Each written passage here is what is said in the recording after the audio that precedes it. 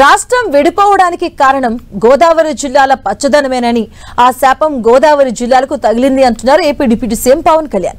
కొబ్బరి చెట్లతో కోనసీమ కలకలలాడుతుందని తెలంగాణ నేతలు అనేవారంటే గుర్తు చేశారు. కోనసీమకు దిష్టి తలగడం వల్లే కొబ్బరి చెట్లు ఉండాలుగా మారాయన్నారు. ఈ వ్యాఖ్యలకు కౌంటర్ ఇచ్చారు తెలంగాణ మాజీ మంత్రి జగదీష్ రెడ్డి. కోనసీమకు తెలంగాణ దిష్టి ఎందుకు తగులుతుంది? తగిలితే వారి దిష్టి తగిలి ఉండాలన్నారు. డిప్యూటీ సీఎం హోదాలో ఉండి ఏది పడితే అది మాట్లాడితే ఎలా అని జగదీష్ రెడ్డి ప్రశ్నించారు.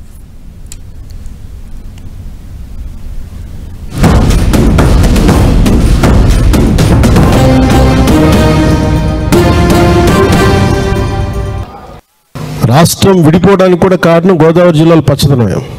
ఆ శాపం తగిలేసినట్టుంది.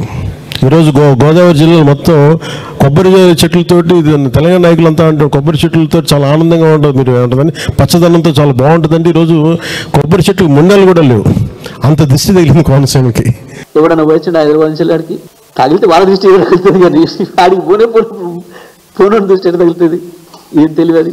ఇక అటువంటి వాళ్ళు ముఖ్యమంత్రులు ఉప ముఖ్యమంత్రులు అవుతారు. ఏం చెప్తాం మరి మనం మాట్లాడేటప్పుడు నాలుగైదు కంట్రోల్ లేకుండా బుర్రకు పని పెట్టకుండా రోజు వస్తే వచ్చిపోయేటోళ్ళు 100,000 మంది అక్కడి నుంచి వాళ్ళు హైదరాబాద్ని చూసేది వాళ్ళు.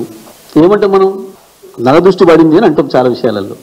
చూసి వస్తానికి బాగా ఎక్కువ మంది దృష్టి పోతే ఓ చేనమ్మడి పోతుంటే బాగుంది ఈ చేను అని చెప్పి అంటారని చెప్పి పాపం దిష్టి బొమ్మలు కట్టుకుంటారు. మరి కట్టుకుంటాం ఆయన దిష్టి బొమ్మ ఎవడొద్దాడు మనం ఆపినామా?